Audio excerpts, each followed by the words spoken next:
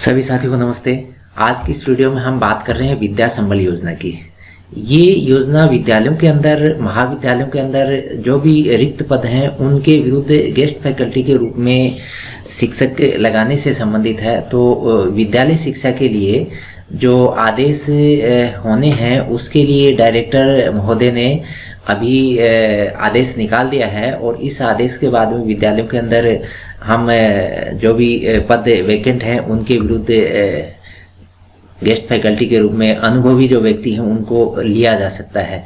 तो ये कहाँ कहाँ रहेगी, इसमें ये देखो क्लियर कर दिया है। जो शिक्षण संस्थाएं हैं जिनमें विद्यालय हैं, आवासीय विद्यालय और छात्रावास, इन सब के अंदर ये जो अनुभवी विशेषज्ञ हैं गेस्ट फैकल्टी के रूप में विद्या संबल योजना के अंदर लिए जाते हैं। और अभी जो सर्कुलर ये हम डिस्कस कर रहे हैं ये संबंधित है अपने सामान्य जो विद्यालय हैं और महात्मा गांधी अंग्रेजी माध्यम के जो विद्यालय हैं उनके लिए, यानी इनके अंदर जो अध्यापन कार्य सुचारू रूप से चलता रहे, इस संबंध में ये आदेश जारी हुआ है। तो अभी भी समय है, बहुत सारे विद्यालयों में पोस्ट वैकेंट हैं और उन पोस्टों के विरुद्ध गेस्ट फैकल्टी के रूप में टीचर्स को लिया जा सकता है। तो यहाँ स्पष्ट कर दिया है, इसके अंदर जो ये काम होना है इसके लिए बता दिया है कि योजना के प्रभावी क्रियान्वयन के लिए जिला मुख्यालय पर संबंधित जिले के मुख्य जिला शिक्षा अधिकारी, ध्यान देना, जो मुख्य जिला शिक्षा अधिकारी यानी CDO को एतद द्वारा नोडल अधिकारी बना दिया है। और इसमें सामान्य जो निर्देश हैं वो ये समझ लें आप, गेस्ट फैकल्टी केवल स्वीकृत रिक्त पद के विरोधी होगी, जो रिक्त है और स्वीकृत है, और संबंधित सेवा नियमों में अंकित योग्यता वाले, पात्रता रखने वाले सेवानिवृत्त कार्मिक, ध्यान देना, जो सेवानिवृत्त कार्मिक है वही लगाए जाएंगे। और जो बेरोजगार हैं उनको इसके अंदर नियोजित नहीं किया जा सकेगा। बेरोजगारों को जो बेरोजगारी भत्ता दिया जाता है उनको इंटर्नशिप के रूप में संस्थाओं के अंदर अभी लगाना प्रारंभ कर दिया है। तो उस योजना के तहत भी इंटर्न्स वाले लड़कों को लगा देते हैं, तो ये भी अच्छा है। अब इस योजना के अंदर क्या मिलेगा, जो लगना चाह रहे हैं उनको देखो क्या मिलेगा।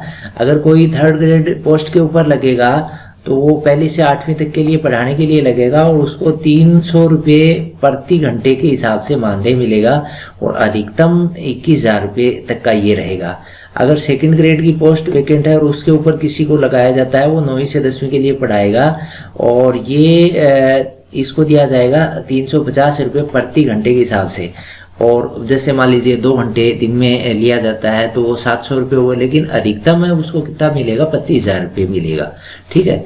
अगर कोई 1st ग्रेड की पोस्ट के विरुद्ध किसी को लगाया जाता है, यानी 1st ग्रेड की पोस्ट खाली है और ये 11-12 को पढ़ाएगा, उसको अधिकतम 400 रुपये 1 घंटे के मिलेंगे। दिन में मान लीजिए उसको 2 घंटे दिए जाते हैं, 3 घंटे दिए जाते हैं, जो भी कैलेंडर होता है उसके अकॉर्डिंग ही घंटे दिए जाएंगे, लेकिन अधिकतम उसको कितना मिलेगा, 30,000 रुपये तक उसको भुगतान किया जा सकेगा।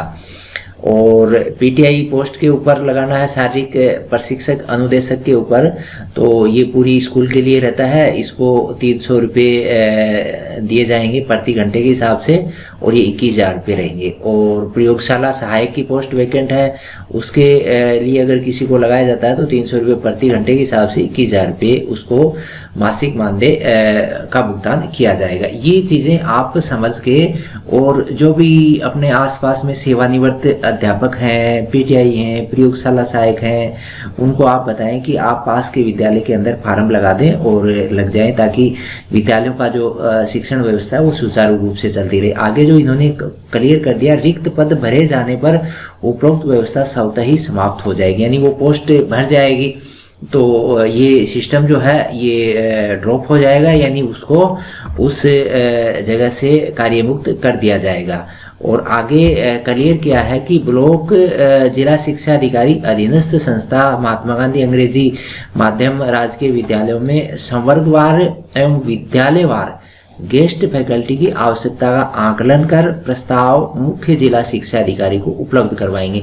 यानी जो CBO होते हैं ब्लॉक लेवल के, CBO क्या करेंगे, ये सूचना कलेक्ट करके और CDO को भेजेंगे जिला लेवल पे, और उसके बाद में ये प्रस्ताव जो है पोस्टिंग का वो तैयार किया जाएगा और आगे कहा है मुख्य जिला शिक्षा अधिकारी गेस्ट फैकल्टी हेतु रिक्त पदों पर संविदा नियुक्ति हेतु ब्लॉक जिला शिक्षा अधिकारियों से प्राप्त सूचना को समेकित कर संवर्गवार रिक्त पदों के अनुरूप सेवानिवृत्त कार्मिकों को संविदा पर नितांत अस्थायी तौर पर सत्रांत तक अथवा पद भरे जाने तक, देखो ध्यान देना इसमें क्लियर लिखा है या तो सत्रांत तक या पद भरे जाने तक। अमूमन ये स्थिति रहेगी कि पद भरे जाने तक उसको नियोजित किया जाएगा।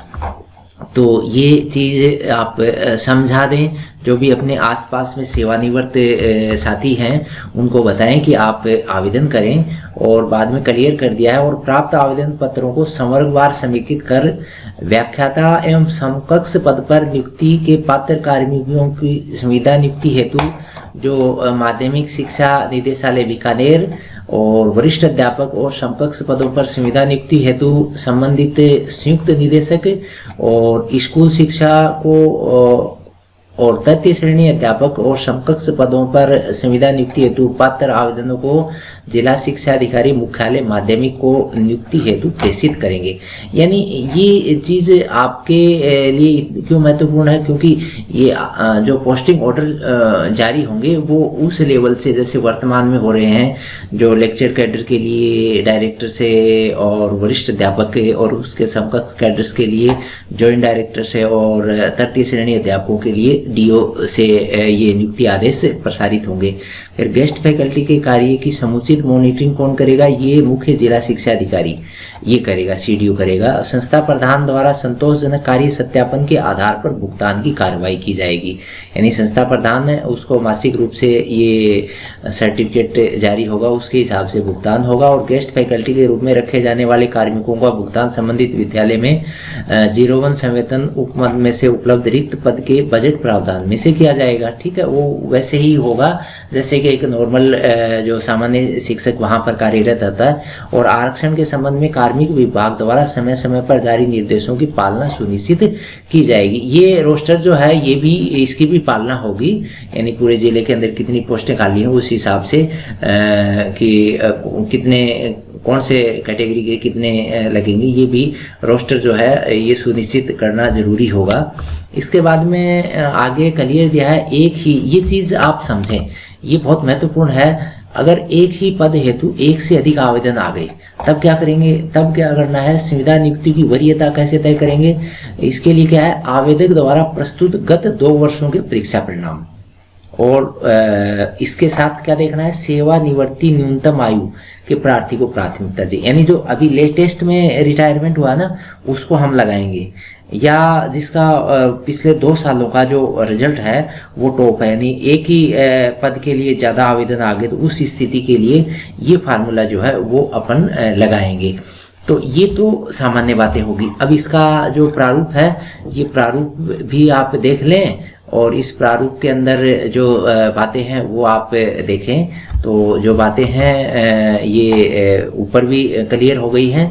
यहाँ साफ लिख दिया है कि नितांत अस्थायी तौर पर सत्रांत तक अथवा पद भरने तक की अवधि के लिए संविदा नियुक्ति हेतु सेवानिवृत्त राज्य के कार्मिकों से आवेदन पत्र वांछित रिक्त पदों हेतु आमंत्रित किए जा रहे हैं। और क्लियर कर दिया कि सेवानिवृत्त ही लगेंगे, और जो भी अपने आसपास सेवानिवृत्त कार्मिक हैं उनको बताएं कि आप अपने पास के विद्यालय के अंदर जहां भी जिस सब्जेक्ट की पोस्ट खाली है उससे रिलेटेड जो भी सेवानिवृत्त है उसको आवेदन करवाएं।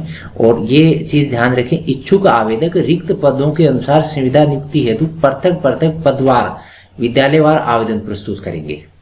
ठीक है, तो ये भी जैसे 2 विद्यालय में पोस्ट मान लिया आसपास के विद्यालय में, तो वहां दोनों पे अलग अलग आवेदन करना होगा। और आवेदन हेतु सत्रांत समाप्ति की तिथि की गणना के अनुसार 65 वर्ष से कम उम्र के सेवानिवृत्त कार्मिक, और इसके लिए ये भी ध्यान रखना जो सेवानिवृत्त कहाँ तक हो, 65 साल से कम उम्र का हो। 65 से ऊपर हो गया ना, और ये एज का निर्धारण सेवानिवृत्ति के हिसाब से।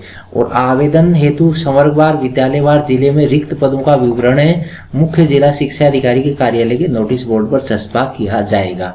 और नीचे हम इनका जो डेडलाइन है वो भी समझाएंगे, उस डेडलाइन को भी आप समझ लेना। और साथ साथ में जो महात्मा गांधी अंग्रेजी माध्यम के विद्यालयों में आवेदन के लिए महात्मा गांधी अंग्रेजी माध्यम विद्यालयों के जो निर्धारित मानदंड की योग्यता वाले प्रार्थी को, और ये पता ही आपको जो अभी महात्मा गांधी इंग्लिश मीडियम जो स्कूलें स्थापित हो रही हैं उनका मानदंड यही है कि इंग्लिश मीडियम से उसकी योग्यताएं हो, जैसे बीए इंग्लिश मीडियम से हो, बीएससी इंग्लिश मीडियम से हो, एमएससी इंग्लिश मीडियम से हो, बीएड इंग्लिश मीडियम से हो। अगर नहीं मिलते हैं तो फिर भी कुछ ऐसी योग्यताएं इंग्लिश मीडियम से संबंधित हो तो उसको लगा लेते हैं, तो ये ध्यान रखें। फिर आवेदन हेतु अंतिम तिथि सूचना प्रकाशित होने के 5 दिवस तक रहेगी, तो ये सूचना प्रकाशित हो जाएगी। नीचे सूचना का टाइम टेबल भी दे रखा है, और अंतिम तिथि के बाद में आवेदन स्वीकार नहीं होंगे। आवेदक द्वारा जिस पद हेतु संविदा नियुक्ति हेतु आवेदन किया है उसके साथ जो डॉक्यूमेंट लगाने वो ये डॉक्यूमेंट उसके तैयार करवा दें। तो एक तो आवेदन पत्र जो हम नीचे दे रहे हैं, एक शपथ पत्र वो भी साथ में दे रहे हैं, और सेवानिवृत्ति के पूर्व के 2 वर्षों के परीक्षा परिणाम की प्रमाणित प्रति ये तैयार करवाते उससे, और आवेदन हेतु निर्धारित योग्यता के प्रमाण पत्र वो उसके पास हैं। तो कुल मिला के ये जो काम है ये उसको करना है। वो अपने जहाँ से भी वो सेवानिवृत्त हुआ था उस विद्यालय से अपने 2 साल का रिजल्ट जो है वो लिखवा के ले आए, प्रमाणित करवा के ले आए। अब ये जो आवेदन फार्म है इसको देख लें आप, बड़ा इजी सा आवेदन फार्म है, इसमें कुछ भी नहीं है।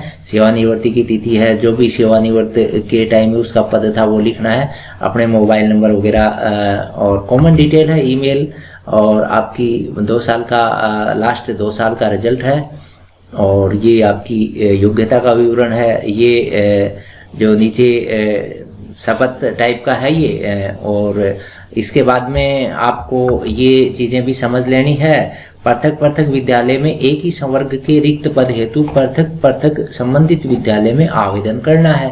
तो जहाँ पर भी पोस्ट खाली है वहाँ आप आवेदन कर दें। आसपास में आप जिस पद से सेवानिवृत्त हुए ना उसी पद के आसपास में जो भी पोस्ट वैकेंट है, और पोस्ट का विवरण तो आजकल शाला दर्पण पे भी उपलब्ध हो गया है, तो आप भी जो भी सेवानिवृत्त हैं उनको ये मदद करवाएं, क्योंकि आपके विद्यालय में भी फायदा होगा। क्योंकि अभी ये सेशन बहुत बचा हुआ है, ताकि उसमें मदद हो, बच्चे जुड़ें, बच्चों को अच्छा फायदा मिले इस योजना के साथ। और आगे क्लियर किया है, एक ही पद के लिए जो स्थिति है उसमें 2 साल का रिजल्ट देखा जाएगा, और जो भी लेटेस्ट सेवानिवृत्त हुआ उसके लिए प्राथमिकता दी जाएगी। और ये बात क्लियर है कि 65 साल से कम उम्र का हो। ये तो कॉमन बातें हो गई। अब आप ये कैलेंडर जो है, टाइम टेबल है, इसको आप देख लें। इस टाइम टेबल के अकॉर्डिंग ही काम करवाना है, क्योंकि अभी समय बहुत कम है। तो ये जो हमारा वीडियो के द्वारा ये मैसेज सभी तक सर्कुलेट करें, ताकि ज़्यादा से ज़्यादा इसका फ़ायदा मिले।